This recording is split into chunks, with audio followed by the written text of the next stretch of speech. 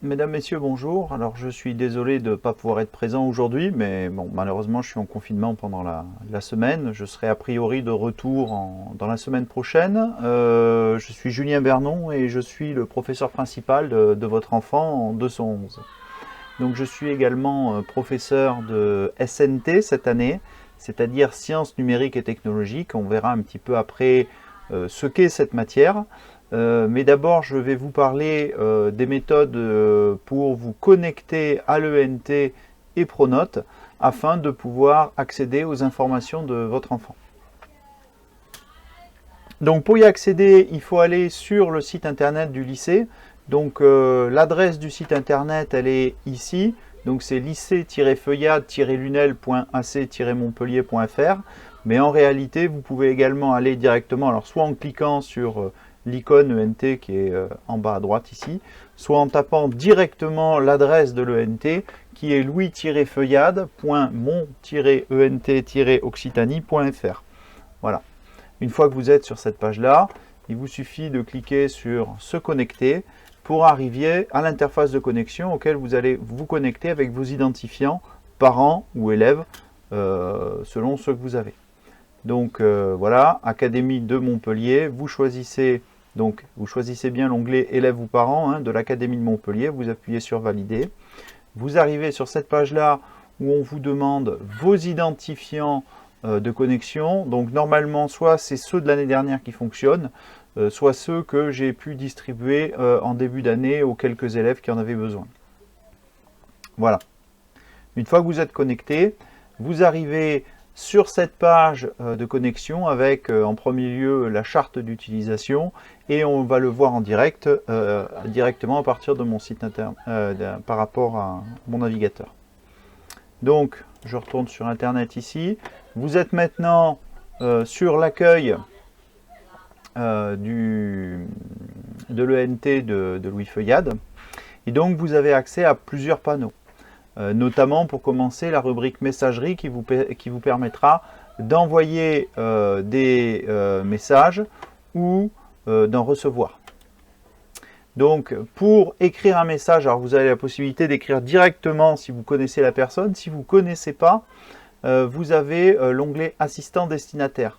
Donc ici, alors là je vous présente mon interface, la vôtre sera peut-être un petit peu différente, mais vous avez la possibilité de choisir dans mes classes, par exemple, si je prends la classe 211, on a accès aux élèves, aux enseignants et aux responsables légaux des élèves avec le nom de la totalité des parents et des enseignants, c'est la même chose, vous avez juste à cliquer. Vous voyez par exemple, si vous voulez m'envoyer un message, vous cliquez sur Bernon Julien, vous écrivez votre message avec l'objet et ce que vous souhaitez dire, et tout en bas, vous cliquez sur envoyer le message. Voilà, moi je reçois une notification sur mon mail professionnel qui me préviendra d'aller ici si je n'ai pas eu le réflexe d'aller directement sur l'ENT. Voilà, alors dans l'établissement, on a deux autres choses qui peuvent nous intéresser.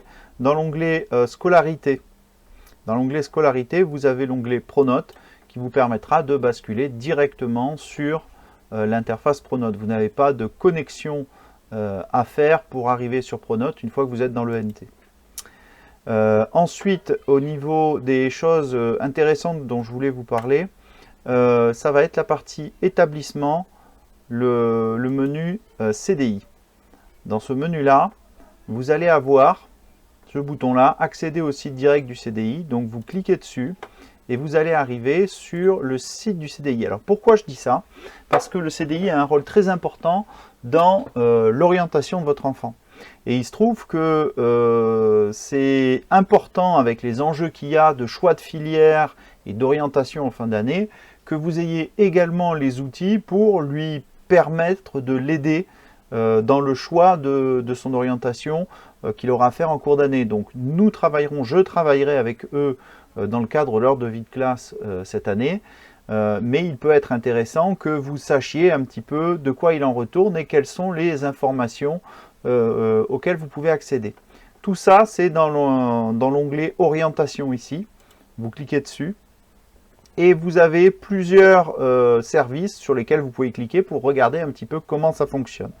Mais je voudrais que vous vous intéressiez au premier, le guide de recherche, qui va vous aider en fait à vous repérer sur les différentes possibilités, sur les différentes démarches à faire pour aider votre enfant à réfléchir à son orientation. C'est-à-dire que voilà, ça prend la forme d'un organigramme. Alors vous voyez que vous n'avez même pas besoin de vous connecter. Est-ce que si ça je ferme, ben non, ça ferme.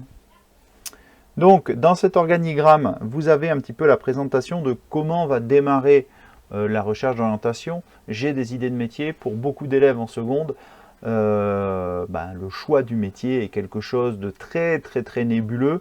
Il va falloir définir un petit peu dans quel domaine on va vouloir travailler et également quelles sont les choses qui peuvent intéresser l'élève, qui permettront de donner des clés pour aller chercher certains secteurs auxquels l'élève pourrait ne pas penser. Donc pour ça, il y a différents outils et tous ces outils sont récapitulés ici. Vous voyez que quand je promène ma souris, vous cliquez sur ONICEP, des métiers selon mes goûts, hop, vous cliquez dessus, vous arrivez sur la page de l'ONICEP, des métiers selon mes goûts, avec différentes rubriques. Et ainsi de suite. Ces choses-là, ça peut être intéressant d'y jeter un coup d'œil, éventuellement avec votre enfant, pour discuter, de façon à pouvoir l'aider et à l'assister dans sa démarche de recherche d'orientation. Ça va nous permettre de revenir maintenant sur les enjeux de la seconde et les particularités du lycée. Donc, évidemment, cette année se fait dans un cadre vraiment particulier, hein, le cadre de cette maladie qui oblige à travailler en distanciel, qui éloigne les élèves et qui va leur demander plus d'autonomie. Donc, puisqu'il leur faut plus d'autonomie, qu'ils arrivent dans un nouvel environnement, il faut que vous soyez attentifs au fait que votre enfant ne perde pas pied. Notamment en l'aidant à vérifier si ses devoirs sont faits, si les cours sont pris, si les cours ne sont pas perdus, s'il est à jour sur ses emplois du temps.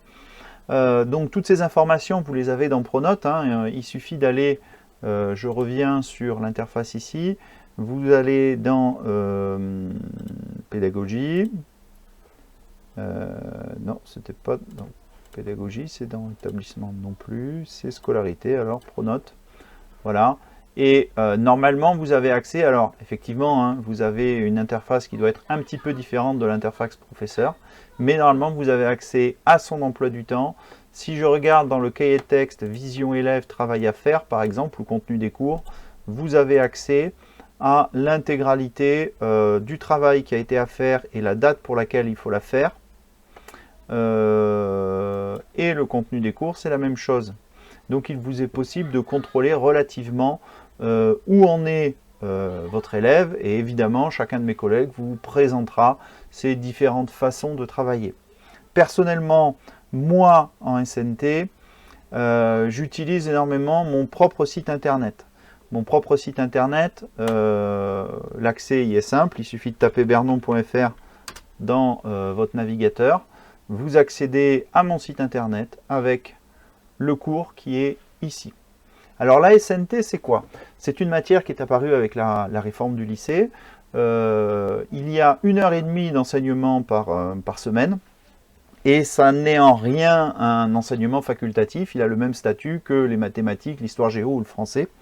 Donc je serai amené à évaluer votre enfant. En pratique j'ai déjà commencé à le faire. Les notes apparaîtront dès que j'aurai la main sur les notes dans Pronote. Mais j'ai déjà commencé à évaluer votre enfant au travers d'activités de groupe en classe. Il y aura également des activités d'évaluation classique qui devraient plus trop tarder à arriver. Et là-dessus, j'attire votre attention sur le fait que la SNT est une matière totalement nouvelle pour eux. Alors, qu'est-ce que la SNT? Vous voyez l'onglet ici qui récapitule les différentes parties. SNT, ça veut dire sciences du numérique et technologique. Ça veut dire que ça va être une matière qui va s'intéresser à tout ce qui tourne autour de ce qu'on pourrait appeler le numérique, Internet et tous les objets connectés. Le but étant de présenter aux élèves les différents enjeux qu'ils vont rencontrer dans ces nouvelles technologies dans lesquelles ils sont plongés depuis la naissance et dans lesquelles ils vont grandir. Donc le but, ce sera de donner des petites bases de compréhension de comment fonctionne une machine, de comment est-ce qu'un appareil photo va stocker une photo dans sa mémoire, de comment est-ce qu'on fait pour localiser les gens, comment ça marche un GPS, et les différents enjeux, notamment les enjeux liés aux réseaux sociaux, à la question du harcèlement en ligne, et ainsi de suite. Comme je le disais, c'est une matière qu'ils n'ont quasiment pas, qu'ils n'ont pas abordée au collège, ce qui fait qu'en dehors de leur propre culture générale, ils n'ont aucune connaissance préétablie. Et il va falloir qu'ils soient très attentifs à quelque chose, c'est que même si je ne note pas de façon difficile les contrôles, ils ne peuvent pas inventer ce qu'ils ne connaissent pas. S'il n'y a pas un minimum d'écoute et de travail sur les exercices et de révision sur le cours, et le cours restera léger, ils ne pourront pas inventer le jour du contrôle. Et ils auront une note qui sera à la hauteur de leur absence d'investissement. Ils ne pourront pas compenser avec des facilités ou des choses dont ils se souviennent des années précédentes. Donc soyez-y très attentifs. Donc voilà pour la SNT. Vous pouvez cliquer dessus pour vous donner une idée d'un petit peu de ce qu'on fait.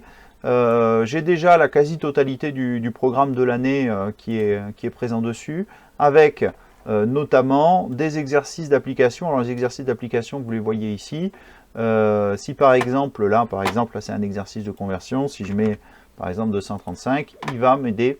Voilà, ça permet aux élèves de s'entraîner et de vérifier qu'ils ont bien compris les notions qu'on a travaillées ensemble. Voilà.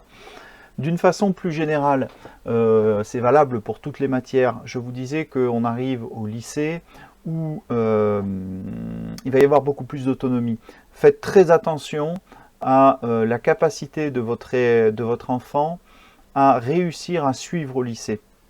C'est un nouveau monde pour lui.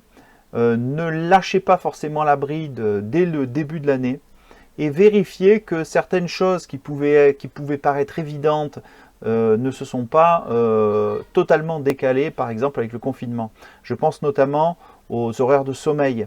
Beaucoup d'élèves, j'ai eu des retours d'élèves qui se couchent relativement tard parce qu'ils ont pris l'habitude avec le confinement et les vacances d'été derrière de rester réveillés jusqu'à des minuit, 1h, parfois plus du matin, et donc arriver très fatigués en cours.